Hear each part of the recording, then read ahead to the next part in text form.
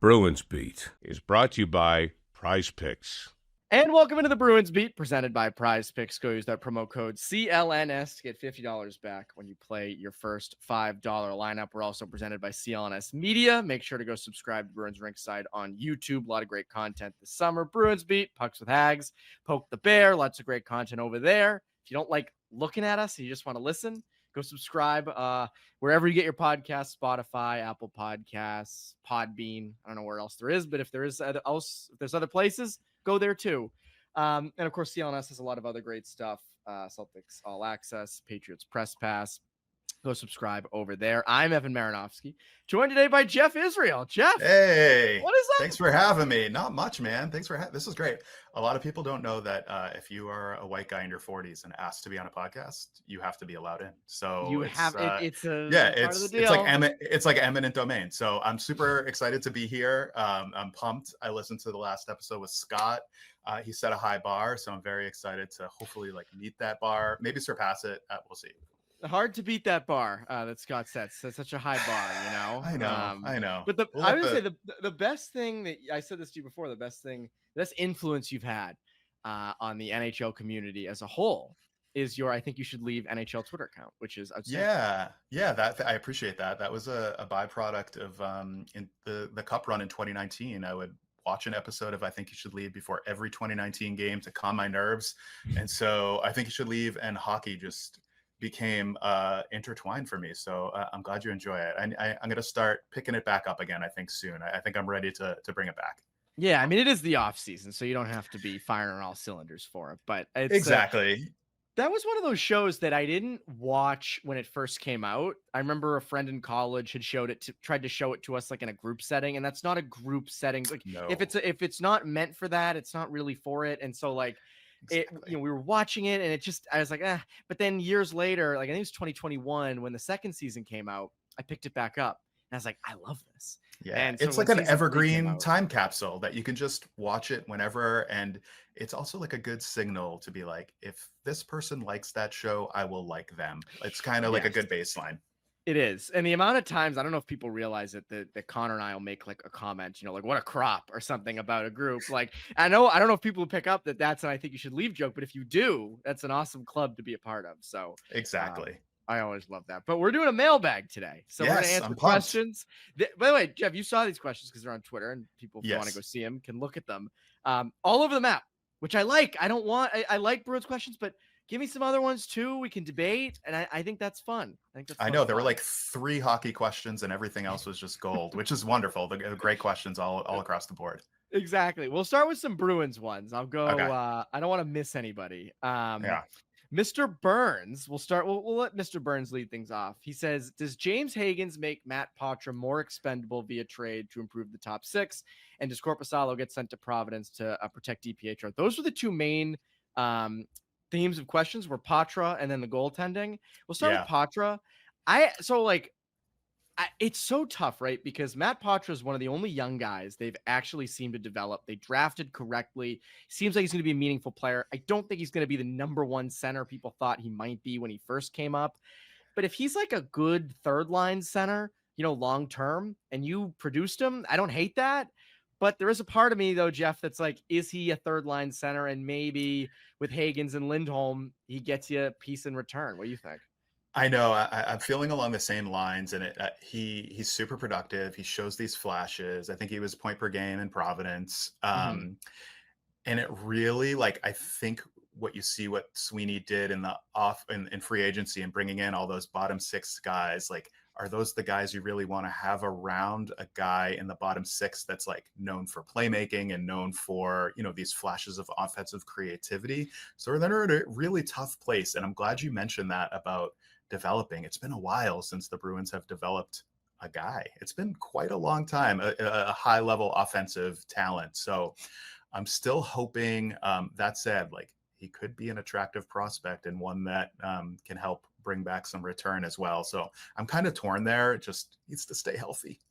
Yeah, I think in terms of trading him, to me, there's only 2 scenarios I do it in. Number 1 is if you package him for a guy that's in your top 6 long term who makes you much better, clearly better, or do you go the other direction? Court Lalonde brought this up, and I thought it was interesting. Like, do you package or do you trade him 1-for-1 for a younger defenseman who you project in your top 4? Like, that's where I'm like, oh, actually, that's not a terrible idea.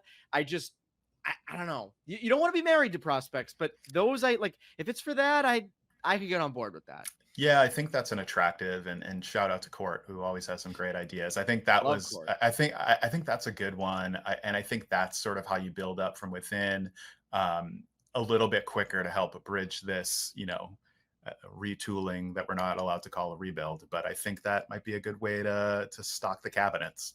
Yeah, and it's tough. I think like a lot of you are probably listening going like, who should it be? Who should they trade him for? And I always find like it's tough in the offseason because the trades that happen are never people you expect. Free agents are one thing, but trades I find hard because that can happen kind of, in the blink of an eye. The Noah Dobson stuff sort of came about quickly. Like, It's hard to sit here and pick a player. There is someone who was asked, a certain player that we were asked about that we'll get into in a bit. But yeah, and I know like I had tweeted out, I forget if it was Court said it, or it was a clip from this show, and it was about Matt Poitras and trading him and the idea of that. And people were responding being like, the one good young guy you want to trade. And I'm like, no, I don't, we're not saying that. Like, I'm not just trading him to trade him. It's more so like unless he moves to the wing, like the wing to me feels like a spot for him because there are openings in the top 6. Totally. For that. Whereas like Hagens is coming down the line. You have Elias Lindholm.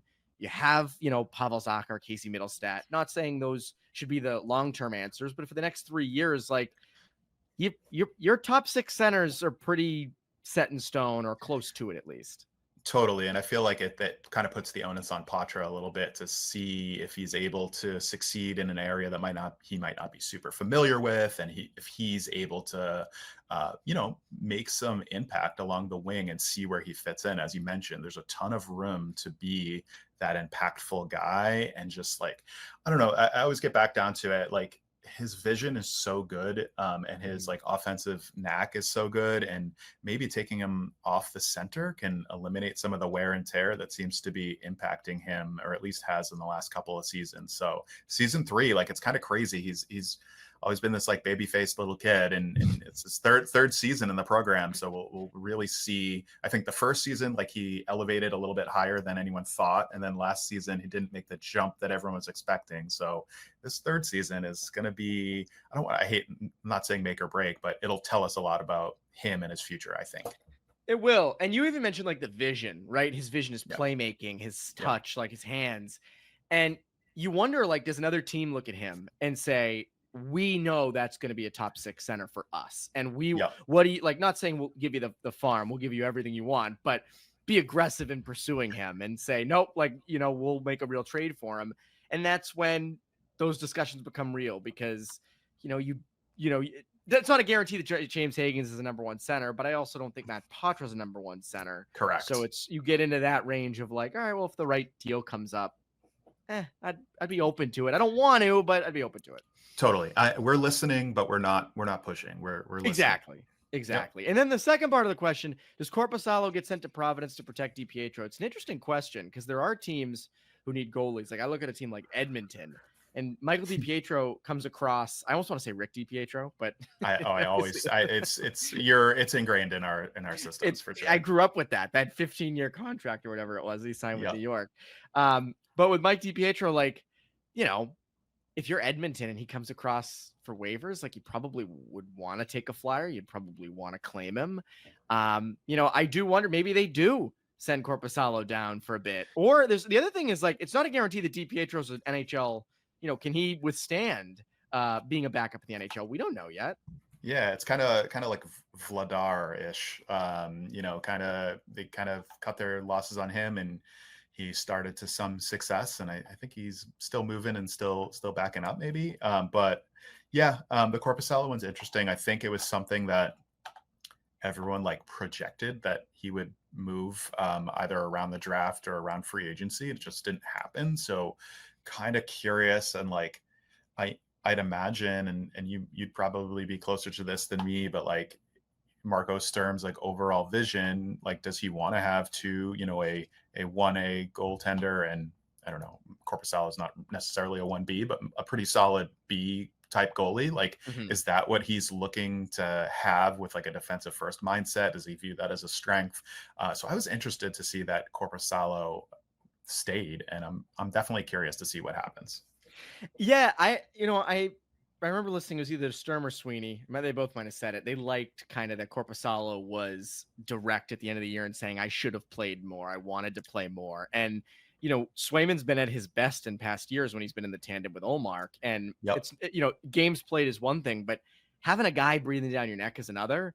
And I do wonder if they want Korpisalo to push him. And like, can Yeah. DiPietro come in and push him? I don't know. Like first year, that's a hard thing to do. And to Yep. push one of the top 10 goalies in the NHL, Korpisalo can. And I think he I know. could. Like, I'm not saying Korpisalo is great. And, say the cap savings would be nice. But if that makes Swayman better of having a guy that's like, no, I can play 35, 40 games and I should play 35. I should play more than you. Like, maybe that's not like the worst thing in the world to have around. And if it costs you a guy like DiPietro, I do wonder if they're okay with that.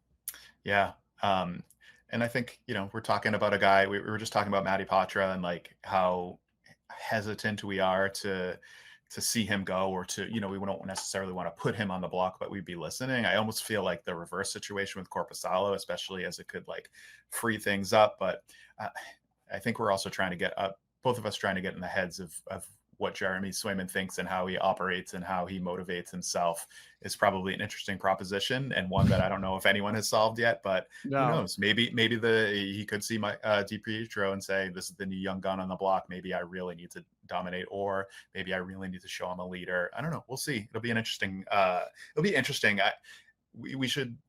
wonder if Korpisalo will be on the roster by the trade deadline, or if he's a goner. That could be interesting. So I'm curious to see where that one goes. I agree. The other thing is, like, in training camp, I think last year, I remember when they made the trade and they got Korpisalo back, Yep. Myself included, it's like, well, you have Bussy. You have Brandon Bussy. Like, what, he should be your backup, and a lot of older NHL guys said to me, like, you don't know that. Like, right. He's not proven at all. He's been a nice AHL goalie, and he kind of had a down year this year in the AHL. And goalies are weird, and they're young, and especially young ones. Like, you don't know, and there's such high ceilings and there's such low floors. And there is that thing of last year where it's like, oh, Bussy's the guy, he should be the guy, and then it doesn't end up working out. So it could be the same with DiPietro. I didn't watch him enough in Providence to be able to sit here and be like, nope, he's different, or he's the exact same. But I think it's something to consider where, like, we don't know. Yeah, with that, I'd agree. I agree. And then, so thank you, Mr. Burns, for that. Thanks, Mr. Burns. Enlightening question. Dan Walsh asks 3 different questions. We'll try to answer them as best we can. He says, who is likely to get moved? Poitras, Zacha, or Mittelstadt? The second question is, are Lysell and Minten starting next year in the NHL? And then he puts in parentheses, as they should.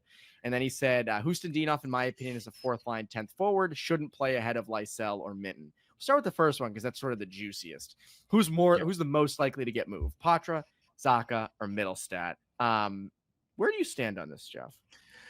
I think of Zacha to be a most likely candidate, just because I think he's a little bit more proven and might be something that a veteran team that knows that they can go deep might want. For that same answer, he'd probably be the one I'd want to move on from least. I think Mittelstadt has the opportunity to kind of like reset his career here a little bit and really show what he's all about.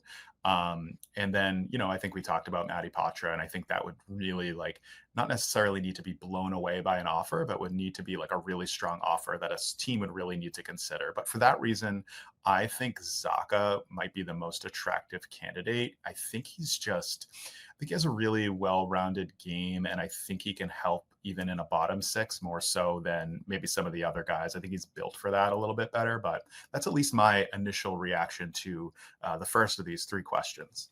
Yeah, I would so we don't talk enough about Pavel Zacha's contract.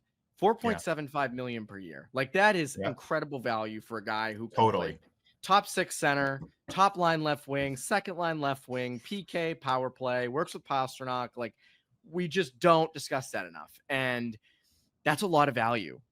And that's where I'm like, I don't want to deal that. But at the same time, Jeff, and that you just mentioned it, you can get a lot for that. Like, you can sneaky get a good amount for Pavel Zacha. And that's where I'm like, if you are like, I think you're more of a rebuilding team if you trade Pavel Zacha, whereas you're more retooling if you trade Casey Middlestat, because you look at the two and say who's more of part of the solution. Zacha's more part of the solution than Middlestat is, at least based off their careers. Whereas if you're rebuilding and you're like, no, we want another first, or we want some younger prospects, or we want to, flip this on its head, trade for a defenseman, you're trading Zacha because you're going to get a good return for that. Middlestat's tough. I mean, Middlestat, again, like, you don't have many guys who have his vision, who have his playmaking abilities. He's just a liability in the D zone. You don't know what he's going to bring. Statistically, he's been a little all over the place. So it's like, and the other thing is, who's he playing with? Who are his wings? I know that's the other thing, which probably leads to that second part of the question. Like, who are these guys playing here and what are they going to do? It's where it's like, I don't know. Like, again, so like there's that higher offensive upside, which I want to see. The Bruins certainly need.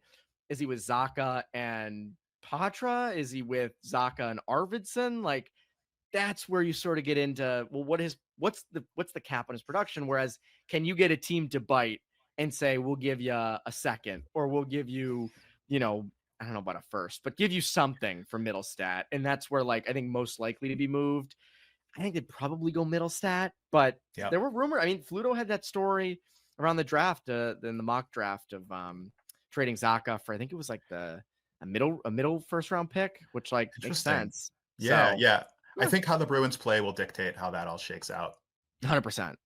Yeah. Are Lysell and Minten starting this year in the NHL? I think Minten is more likely there. I hope so. And I think it's again, just sort of like one of the most frustrating things as a Bruins fan, and seeing it's very easy to fall in love with the young guys and fall in love with the Providence guys. And then seeing Don Sweeney on July 1st kind of go, all right, here's our more bottom six guys. Like, and he's almost filled out a team full of those acquisitions. And you start to think like, all right, do these guys not have the juice? Like, does Lysell, and we haven't even talked about Berkulov and Minten and all these guys, like these guys just not going to happen. And I feel like it was more of like an indictment on them that those July 1st moves. So that's what I was concerned about, but I would love to see them, right? You always want to see the shiny new thing. In theory, we all think Don Sweeney did a great job at the trade deadline last year and restocking the cupboard. Like, I want to see these new guys. I want to see these shiny new toys. I want to see what they can do. Curious how you feel about it. Yeah, that's my thing. Like, there's some other questions pertaining to it. I want to see the younger guys, but there is that part of me that listens to what Sturm says and about how they want to play and tougher to play against, and makes me think that you're not going to see a lot of those younger guys at different times. And I know they say that, if they have a phenomenal camp, they've got to earn it. We'll certainly give it to them. I'll believe that when I see it. Like, I don't know if I fully believe that. And if they're going to win games 2-1 and 3-2 and 1-0, which is, I think, what they're going to aim for this year. Yeah. Like someone, they, Dan Walsh asked, Jeannot shouldn't play ahead of Lysell and Minten. I agree, like, shouldn't play ahead of Minten, but like, I think if you give Sturm a choice between a skilled winger who probably can't play in the bottom six versus Jeannot, who's like an energizer bunny, low offensive upside, but a guy who you can plug in as a hard forechecker, like, they probably are going to go Jeannot. Doesn't make it right, but I think that's probably what they end up doing. I think you're right. And it reminds me a little bit of like early Claude Julien days, like very hesitant and reluctant to play the kids. Who knows? These kids might not be right. I think a lot of us hope that they will get there. But I agree. Especially it's his first season, Sturm. You have to wonder like how much he has in the back of his head, the rebuilding versus retooling, and his level of success and what the expectations are with him in the front office. So it's an interesting proposition. Yeah, and Sturm gave a great interview with Connor Ryan. You can go read it on Boston.com, and it was replacing Connor, right? He's not coming back. Connor's gone. Connor went to Europe. He's gone. He's gonna start like Grease Beat or something. Yeah, Connor's done. But it was an interesting interview just in terms of Sturm's vision and how he feels about this team and what they're basically going to be a rebuilding team this year. I think they know they're not going to be that great if you read between the lines. So hopefully some young guys do get called in. I mean, A Squared asked, call me in from the bullpen. Is there room for Poitras, Minten, and Lysell? I think we kind of just touched on that. Like, I don't think there's room for all three. There isn't. I think Minten probably has the most inside track. probably to that third line center spot, I would assume. And then it's sort of, where does Poitras fit? And can Lysell carve out a role? Like, is there a world in which Lysell can beat out Victor Arvidsson for the second line right wing spot? I don't know. Maybe. Yeah, I don't know. Like, I'd probably err on the side of no with that. Yeah, I'm with you there. Before we get into more questions, our friends over at Prizepicks. Prizepicks is the best place to turn your sports knowledge into cash. With millions of members, Prizepicks has made daily fantasy sports accessible to all. You just pick more or less on at least 2 players for a shot to win up to 2,000 times your cash. Run your game all season long on Prizepicks. Prizepicks is the best way to get action on sports in more than 30 states, including California, Texas, and Georgia. Prizepicks is the best place to win cash while watching sports. Join millions of users and sign up today. The app is so easy to use to create a lineup. All you have to do is pick more or less on a few player stats for your shot to win up to 2,000 times your money. Sign up today and get $50 instantly when you play $5. Don't even need to win to receive the $50 bonus because it's guaranteed. Prizepicks also offers weekly promotions that can lead to big payouts like Taco Tuesday each Tuesday. Prizepicks discounts select player projections up to 25% to provide even more value for your lineups. I can't say it enough. With the Red Sox, I know they got a tough stretch coming up, but I like the hits, RBI, lines over there at Prizepicks. Pick more or less on those. I like those. They have some hot hitters. Cedar Rafaela has been hot. Alex Bregman coming back from injury. He's been great. So go do that. Download the app today and use code CLNS to get $50 instantly after you play your first $5 lineup. That's code CLNS to get $50 instantly after you play your first $5 lineup. Prizepicks, run your game. All right, Jeff, let's continue with some questions. Let's do a non-Bruins one. Nathan Strauss. Love it. Love Nathan Strauss. Went to college with Nathan Strauss. Nice. Asked, favorite restaurant / do you need a co-host? Well, Nathan, I almost did need a co-host, but then Jeff stepped up. Jeff's full-time Bruins beat from here on out. Yeah. Favorite restaurant. This was hard. This took a while for me to come up with. What do you think? It's hard. It's tough because it's like you could think of it when you don't want to think of it, but when you do need to think of it, it's like, shoot, what is it? I know, and I tried to put myself in the moment of like, I'm going out, this is going to be special, right? Because it also changes like, hey, where's my favorite spot for just quick pizza? Where's my favorite spot for a ramen or whatever? So where I landed on, I gave 2. There's one shut down pretty recently, but Tiger Mama was a Southeast Asian place in Fenway. It's Tiffany Faison, top chef, her restaurant. She changed it over to become Tenderoni. So that is long gone, but shout out. That was always my number one answer. If you're coming to town, go to Tiger Mama. I will have to say my next favorite spot is a place called Alden in Harlow. It is in Harvard Square. Yeah, new American place. Fantastic burger. You're going to scoff at this. Everyone will scoff at this. They have a kale salad. I don't know how they made kale taste good, but they did. So that's all I need to say. So what you got, Evan? Where are we eating? I struggled with this because I was like, where in Boston? It's got to be somewhere in Boston, right? And then I was like, no, I want to go like somewhere that meant something to me as a kid, somewhere that I went a lot. And you're going to say, oh, you're going to say Friendly's? That's up there, but not quite. There's a place in Agunquit called Jackie's 2. It's on Perkins Cove. It overlooks the Atlantic Ocean. It's in a perfect spot. Amazing lobster roll, amazing clam chowder. And there's an incredible backstory. If you look up Jackie's 2 owner history, use the word like murder. There's a very interesting story. And you're going to think like, oh my God, what happened? I promise. Go look it up. I'm not going to say anything about it because I don't want to I want to continue to go there. But fascinating backstory, but amazing views and really good. Yeah, you got to look it up after. It's going to surprise you because it's not what you think it is. I love that. Shout out to Maine. Maine is underrated. So underrated. If you're a listener, the way life should be. Shout out. It is. And it's funny, like a lot of people aren't from New England who listen to this. And I always say, like, if you're coming to New England, take the 1.5-hour drive up to Southern Maine. Like you will not regret it. Walk the marginal 100%. Way. Tanko Bell asks, why do so many who cover the team insist we're not in a rebuild? This forward group is abysmal. It's going to take a while to fix it. I don't disagree with you, Tanko. I don't disagree with you on that. What I would push back on is you can't be in a rebuild if you have Pastrnak, McAvoy, and Swayman. Like that's really what's holding you back. Everything else, I mean, they blew it up at the deadline and they're, drafted in the top 10. Like they have the makings of a rebuild, but those 3 there, I can't bring myself to call it a rebuild. What about you? Same. And to that questioner, I'm not covering the team. I'm a paying customer, like season ticket holder. So I will give I you the forgot you're a honest season truth. ticket holder. Yeah. So shout out to my buddies that I split with since for a long time. But yeah, I hesitate to call it a full rebuild because I think prior to July 1st, I was a little bit more optimistic, and the core is so strong. And I really liked what Don Sweeney did at the deadline, and I really, in theory, liked what he did at the draft.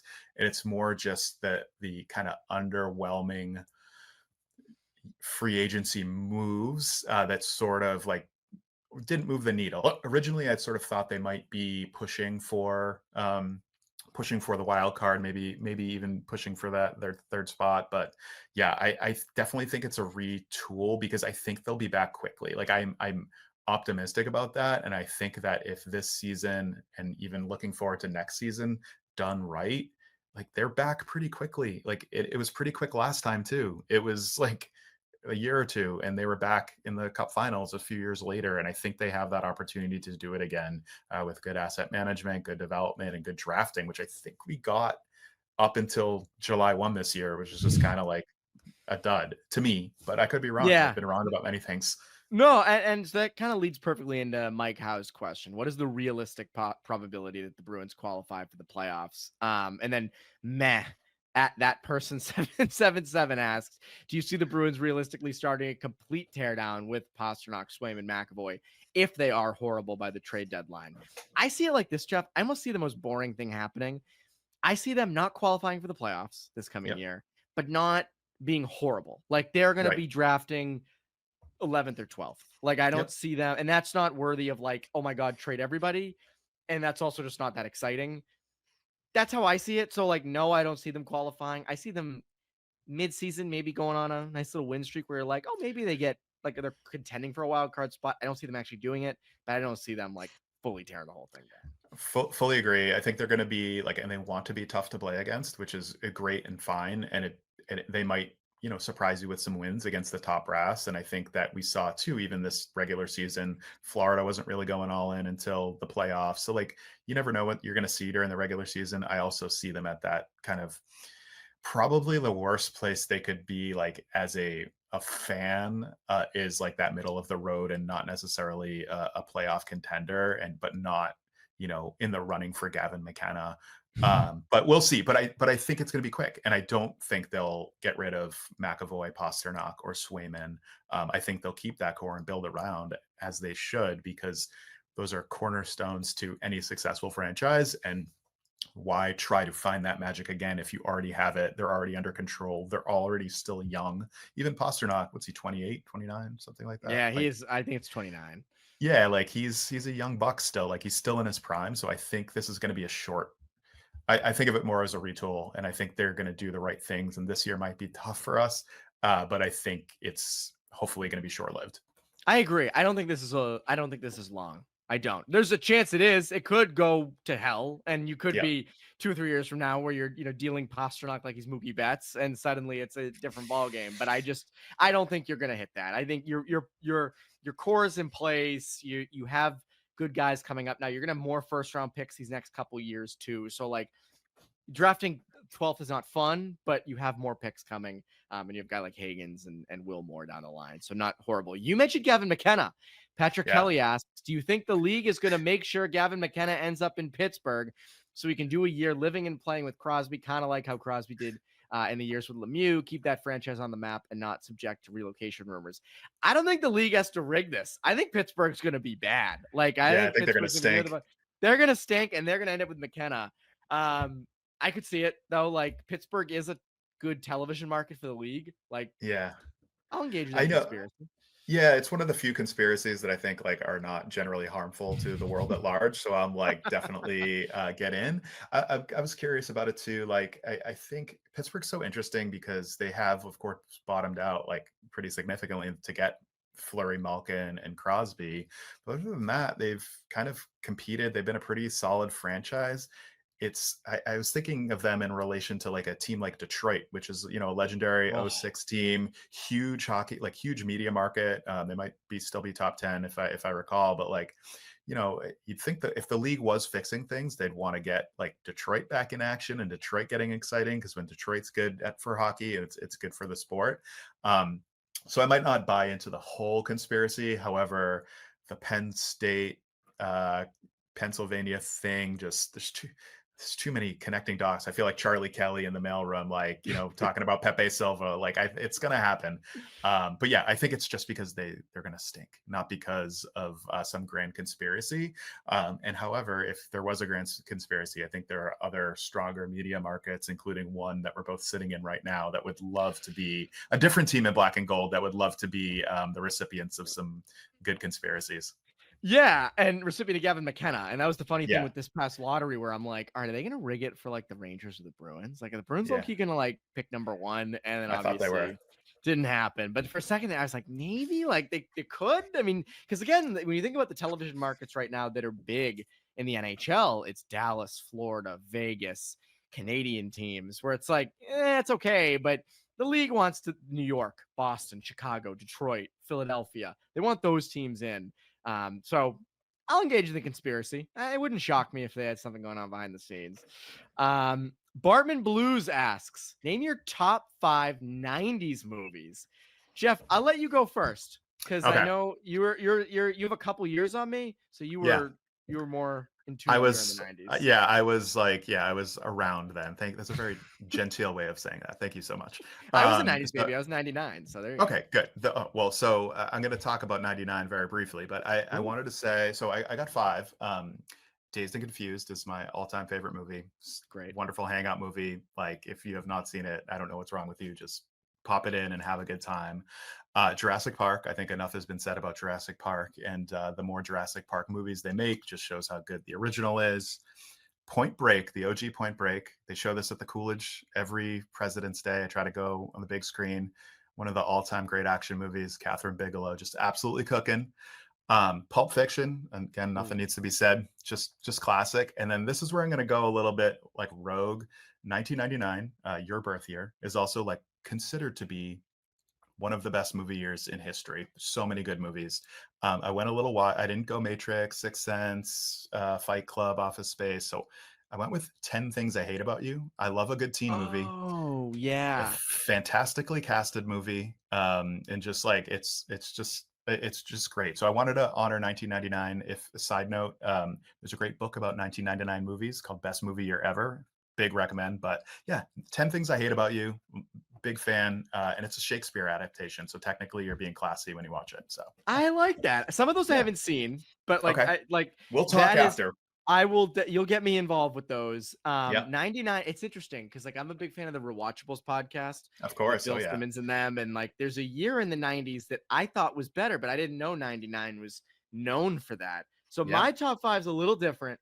It's a little mainstream, but these are movies like I actually love. Like I'm not just saying because they're big. I really love these movies. I'll go number 5, Forrest Gump.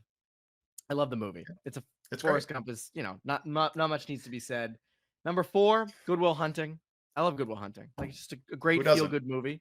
100%. That was 98, I think, right? Yep, I believe so. 98. 3, Shawshank Redemption.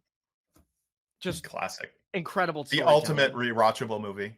Yes. Movie. Number 2, Pulp Fiction. I'm with you. Like, incredible movie. It's like, you feel like it feels almost like an indie film, but there's so many like great people in it, and it's so big that it doesn't feel like that. Number 1, Goodfellas. I love Goodfellas. I almost put it on my like. It was one of the hardest omissions. Like it's just classic.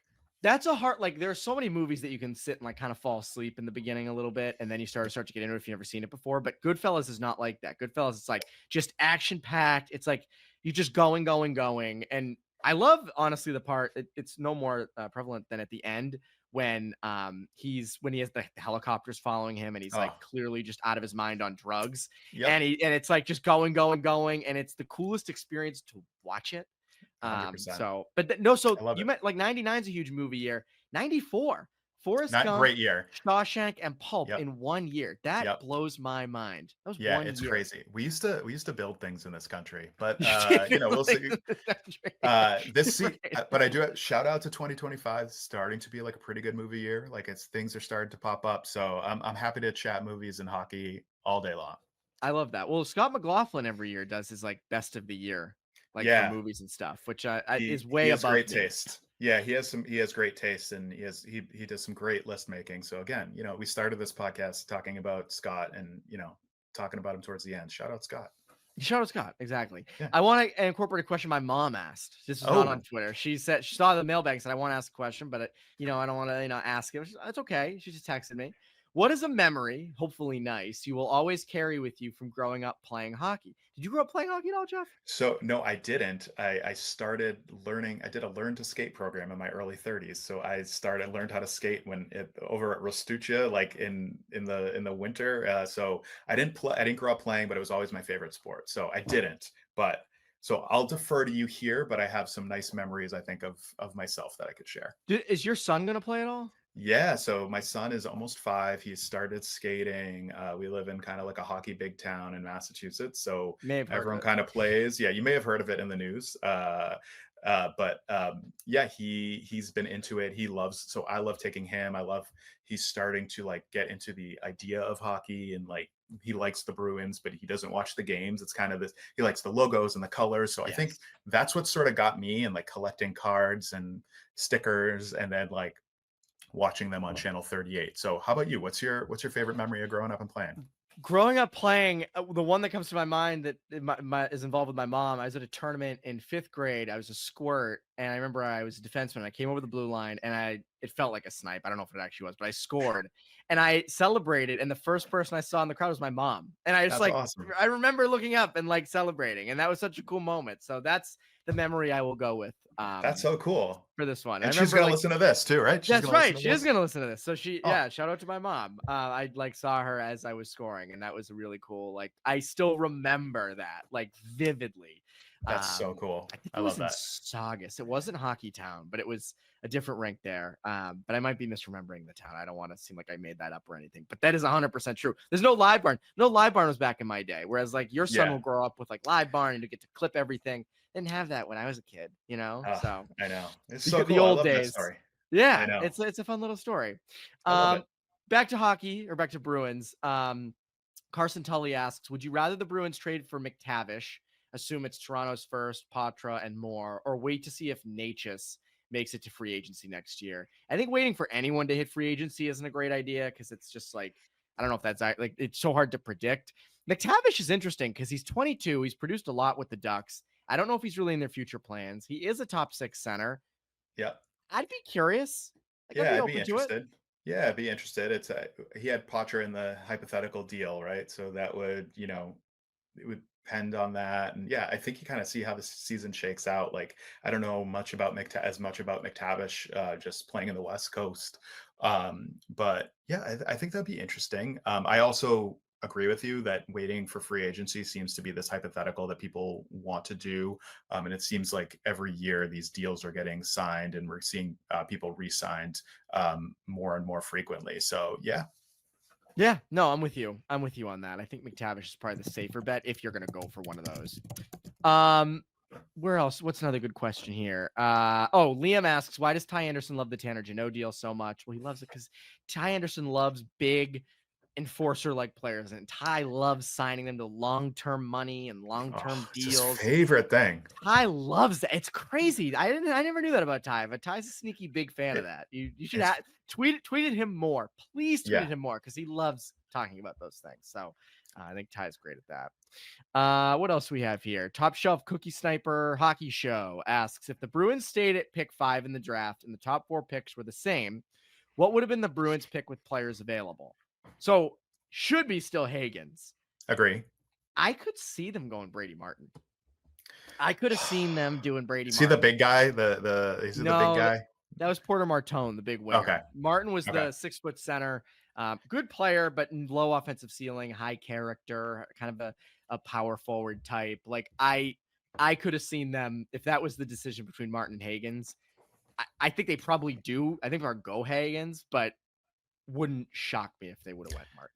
Yeah, it seemed like they went the best guy available, and it seemed like Hagens was that. So I'd like to think that they would still do the same thing and not overthink themselves. I would hope. And you know what? We're just doing hypotheticals. So Yeah, they exactly. did do the right thing. And Macaulay Martin asks, if by the grace of God, Hagens for some reason doesn't go back to BC, where does he hypothetically slot into this lineup? That's why he's got to go back to BC, because I don't like. I look at it like this. Like you've played NHL, the video game before, right? Yeah. You know how they have like when new guys come in, they'll put an overall. So like a first round pick who comes right out of the draft with like a 78. Like Hagens is probably like a 76 to 78 overall right now in the NHL. He does a year at BC, he comes in as like an 83, 85. Yeah. Like I agree. You got to go to BC. Yeah, and do you want him to have him on the third center? Like, it's not really, is that worth it? I'd rather just like let him cook, let him develop, let him really fly, because this year he's going to be, at least in my knowledge of college hockey this year, he's going to be like the guy for BC or one of the elite guys, as opposed to like, being a little bit more deferential to some of the other stars on his team. So like let him answer the criticism that he kind of got after this year, and like let him cook, and that I'm all for that. Yeah, in terms of the lineup, you hit on it. I think it's probably like third line would be where he would end up being. I'd rather have him wait a year. Yeah. Yeah, and and again, like there's spots for him on the wing, but I don't want him on the wing. I want him at center. So like to me, go back to BC, come back in a year and be a top 6 center. Brendan K asks, favorite prospect. Hagens is everybody's. I'll go kind of off the board. Elliot Grenwald, good defenseman, Quinnipiac kid, Vermont kid, so I guess I have that bias, but really good shutdown defenseman who I think projects as a guy that should contribute in the NHL, and I like him. What about you, Jeff? I'm not smart enough to answer this question, so I'm going purely on vibes. I kind of like the cut of Wilmore's jib. I like his vibe, so I'm going to be the number 1 Wilmore fan on the internet. I like that. That's a good one. That's a good fan club to start. I like that. Get in line. That's it. Brett Muirhead asks, do you think there's any chance that Poitras wins the 2C role from Middlestat, allowing Poitras and Minten to be your 2C and 3C? I'm not going to say it's not happening. I could see it. Like, I hope so. Like, how about that? Like, I hope so. Great. Awesome. Yeah. I would love that. That would be wonderful. Yeah, if that ends up happening, like, do I think it's like gonna happen? Probably not, but wouldn't shock me. I keep saying, like, don't expect this top 6 could be different than you think. The second line might not just be Zacha, Middlestat, and Arvidsson. It could be something different. Does Matt Poitras elevate himself? Maybe. I wouldn't shock me. So, yeah, Brett, I don't think that's a bad question at all. We did that. Benjamin Roy, is there any chance Sweeney trades Korpisalo, or does he just hang on to all the goalies and allow DiPietro to be plucked off the waiver wire for nothing? Maybe trades Korpisalo. I think it depends on camp. I think that's a big part of it. Depends on training camp. We did touch on that a little bit. We'll end on this question. Bruin04 asks, earliest Bruins memory, most memorable team in your lifetime. Jeff, you answer that one first. Perfect. So I love this question. My first moment, and this is again showing my age, the 89-90 team went to the Stanley Cup Finals. It was like 7 or 8. And I remember seeing an ad in the newspaper for a video at Leechmere called Reach for the Stars, which is their highlight VHS tape. And I went to the store and bought it, and it was narrated by Michael J. Fox. And we just like wore it down, my brothers and I. But I think like they ended up getting smoked in that cup final. But like, I think of it, like it definitely cemented me as a fan and loving, like it was Adam Oates, Bobby Carpenter, Craig Janney, Neely, Bork. Like I love those guys.